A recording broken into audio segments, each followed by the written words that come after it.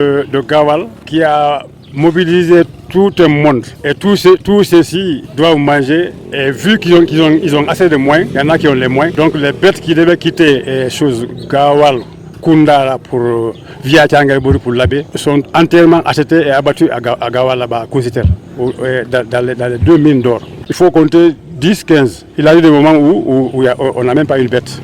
Ce qui fait que le problème de la population, le problème de la viande pour la population devient criard. C'est Abdoulaye Diallo. Cette rareté, ça dit beaucoup de choses parce que c'est la rareté qui fait la valeur, comme on le dit. Donc c'est tellement serre parce que où on les amène, c'est loin du centre de l'Elouma ou de Gawal ou de Koundara. Rarement on les obtient. L'alimentation, ça pose beaucoup de problèmes, surtout le problème d'eau. Tous les jeunes sont orientés vers là-bas, les maçons, les menuisiers, tous les ouvriers sont là-bas.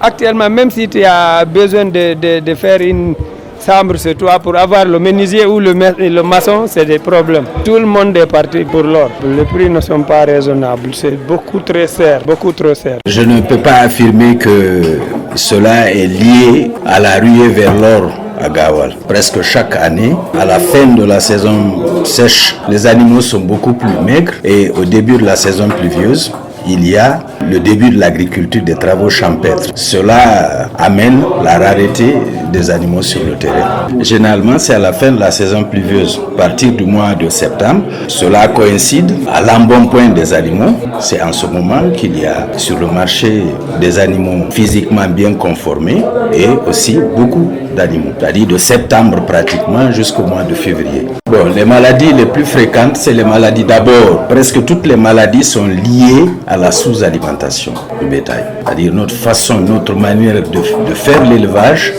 fait que les animaux sont exposés à toutes les maladies.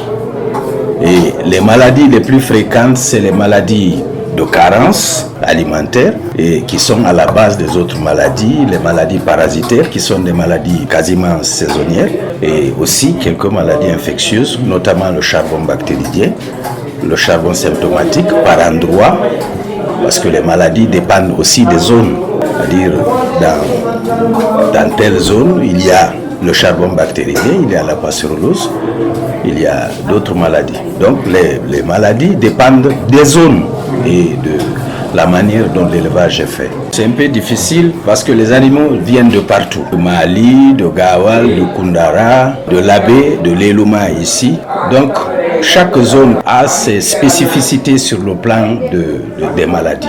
Comme c'est un lieu de regroupement de bétail, nous procédons à l'inspection physique des animaux et nous retirons les animaux qui doivent partir d'ici, ceux qui sont malades.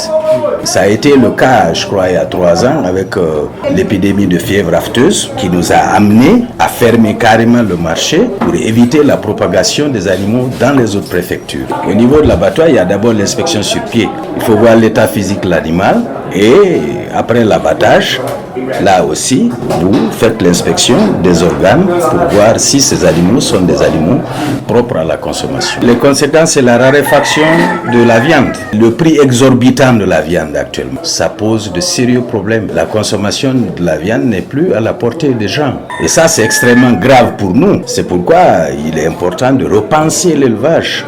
On ne va pas continuer à laisser les animaux divaguer.